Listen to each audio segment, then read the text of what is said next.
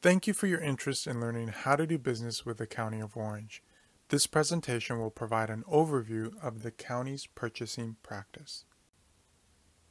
In this presentation, I'll begin by pointing out some valuable vendor information resources available on our website.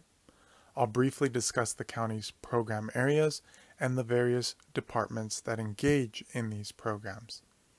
I'll also explain the county procurement structure, which begins with the county procurement officer and the officer's relation to the various county departments.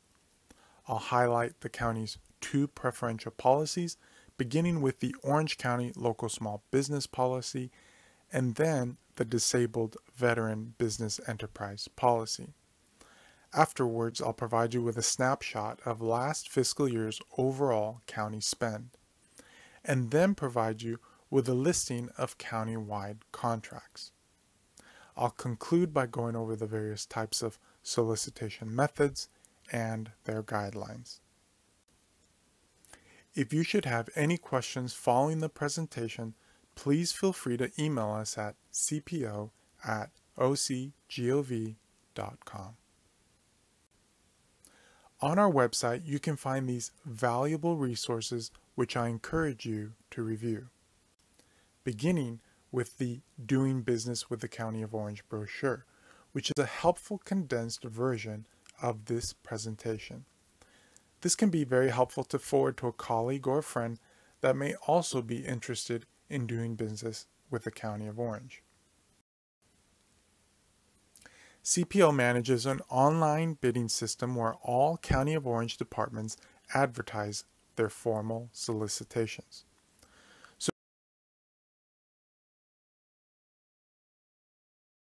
If you want to see what goods and services are available, you first have to register.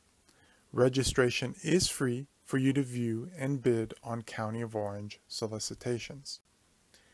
Easy to follow step-by-step instructions are available on our website to facilitate easy registering, which walk you through from beginning to end. As we serve the public day in and day out, it is critical that we uphold and guard public trust. And we do so by ensuring that all our parties, from our county departments to our procurement professionals to our vendors, that they all understand the ethics involved in public contracting. So we ask that you please pay careful attention in reading the guidelines and expectations for contractors.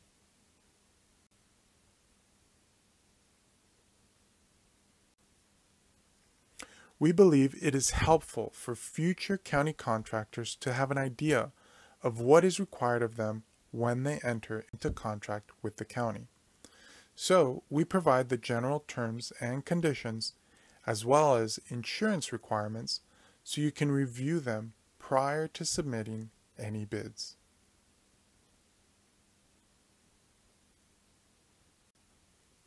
Here in the county, we want to make sure vendors get paid timely and securely. So we encourage setting up electronic fund transferring. Once a vendor completes the authorization form and sends it in, our county auditor controller sets up the vendor for secure payment processing. Lastly, the department procurement contact list. This provides you with the point persons for all things procurement related for the specific department. You will want to make sure to keep this handy. The County of Orange, which is the third most populous county in California, spans from La Habra to San Clemente and from Seal Beach to Yorba Linda. The County of Orange is governed by a 5-member Board of Supervisors, which oversees the management of county government within the 5 districts listed here. Although the districts vary in physical size, their populations are approximately the same. Each district elects a supervisor to a 4-year term, for which each supervisor can serve up to 2 4-year terms.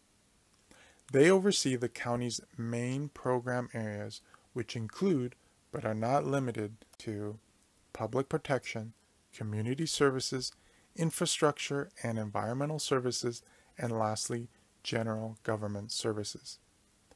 It is worth noting that the departments in red are led by county-wide elected officials, whereas those in black are led by appointed directors. If you're interested in learning more, feel free to visit the county's website at ocgov.com. It's also important to note that each department has unique needs and therefore is responsible for their own procurement. For example, the healthcare agency may need medical supplies, whereas John Wayne Airport may need concession services, and the social services agency may need toys, bedding, and children's clothing for its Orangewood Children's Home.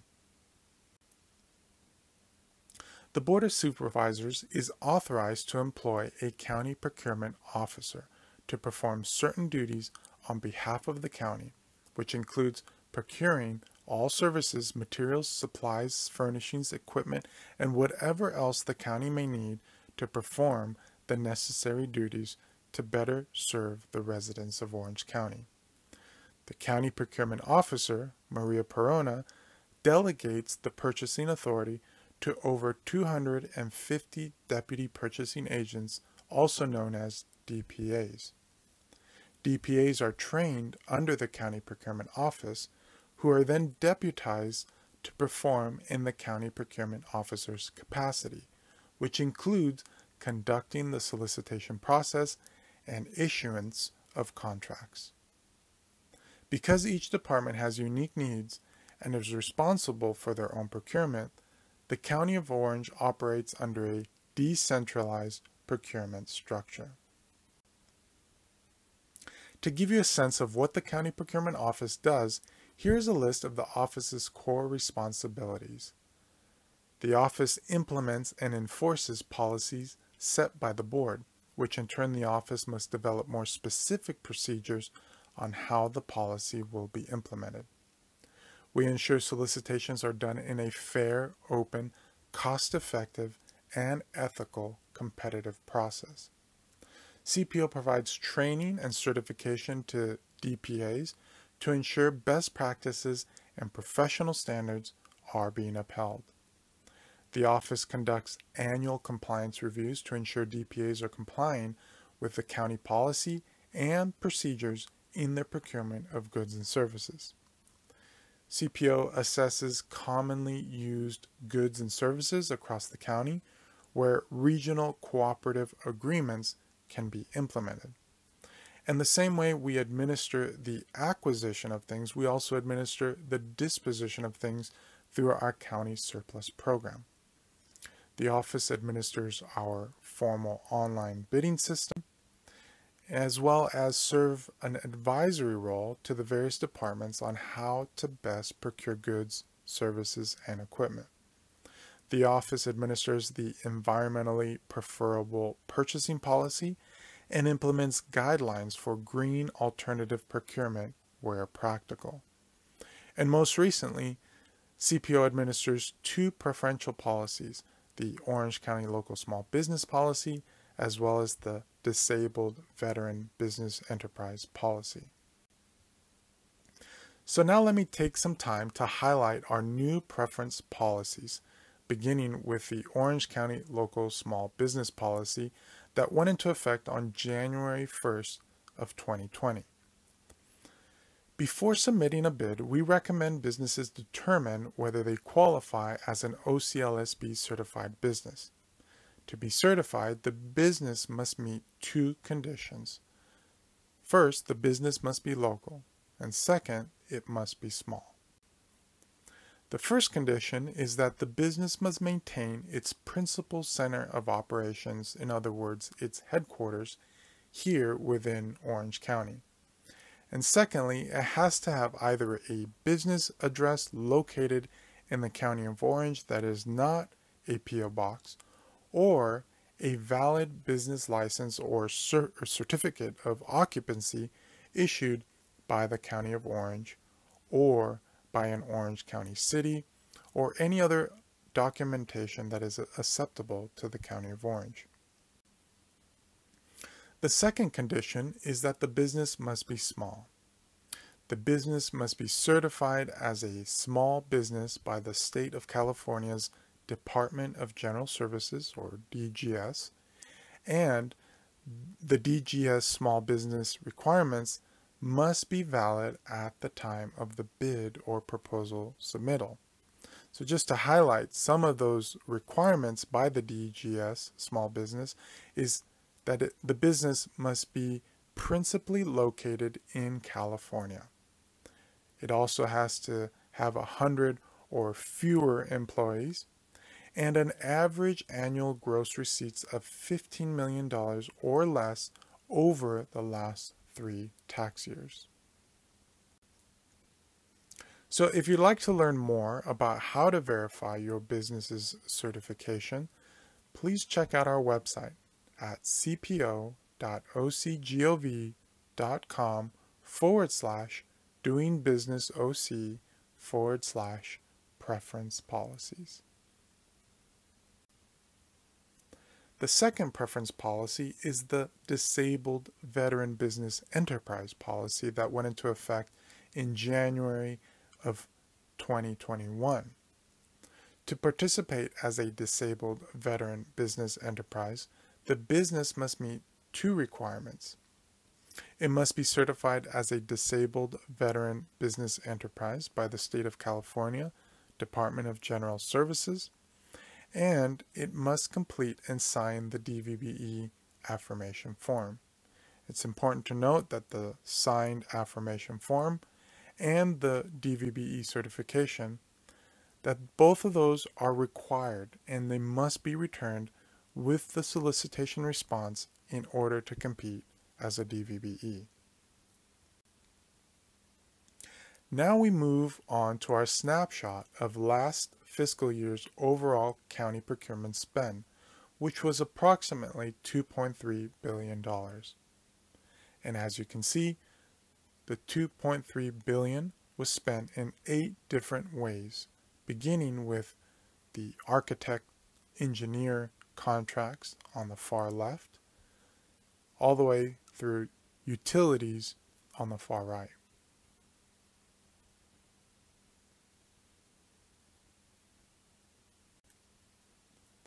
Regional cooperative agreements are issued for commonly used goods and services across the county. As previously mentioned, the county consists of 22 departments, for which many, if not all, are buying some of the same things. RCAs eliminate the duplication of efforts across county departments for these commonly used goods and services, while also leveraging the county's economies of scale, basically getting that greater quantity for a lower per unit cost. As you can see by the start and end date, these contracts span over several years. The county will either rebid, renew, or extend the contract by the end date. So if you provide goods, services, or equipment in one of these categories, it would be a good idea to make a note of the end date and post a tickler or reminder on your calendar to check back for any potential RCA solicitations that you might want to bid on. Now there are 2 types of solicitations, informal and formal. On this slide, we will cover the informal. Informal solicitations are those that involve a lower dollar threshold. For example, commodities valued at $10,000 or less require 1 written or oral quote. Services valued at $50,000 or less require 1 written quote. And capital assets valued between $5,000 and $25,000 requires 2 quotes, written or oral. In practice, a department buyer will reach out to a vendor or vendors to obtain the necessary quote or quotes. But just how do they know who to reach out to? Well, here are 2 tips. Because departments may maintain a vendor interest list, vendors can, and we recommend they should, reach out to the department contacts to introduce themselves and their product or services. Secondly, we also encourage vendors to register in our online bidding system, not only to view and respond to Orange County solicitations, but also to help buyers when they might not have a lead to a particular vendor for a low dollar threshold. On the flip side, the formal bidding method is for larger dollar thresholds that require formal posting on our online bidding system. For example, commodities valued at $25,001 and up, services valued at $50,001 and up, and capital assets valued at $25,001 and up all require formal written solicitations being advertised on the county's online bidding system. Those formal biddings take on one of these three forms or methods in our formal solicitations, beginning with the most simplistic invitation for bid. This solicitation method is used when clear specifications can be written in acquiring those goods, services, or equipment. So, for example, a department may need 10,000 units of a particular widget. It's clear, the specs are very clearly written, and therefore an award is based on the lowest responsible bidder. The next one, request for proposal, is a solicitation method used when a basic competitive bidding process is not feasible due to the complexity of the services being solicited. So, for example, perhaps a department may want a particular information system that provides a certain data set. They know the end goal, however, they don't know necessarily how to achieve that end goal, how to get there. That's where the request for proposal comes in. The award is then based on the highest ranking proposer from an established evaluation criteria. Lastly, the two-step sealed bidding method permits preliminary evaluation based on a proposal's technical merit and the qualifications of the bidder or proposer, followed by a final evaluation based on price. In this example, perhaps the county wants to do an economic forecast or study of the region. In this example, the first step would be an evaluation based on the proposal's background, their expertise in the area, their education, the number of similar studies they've conducted, followed by the final evaluation based on the price of the engagement or the price on the final report.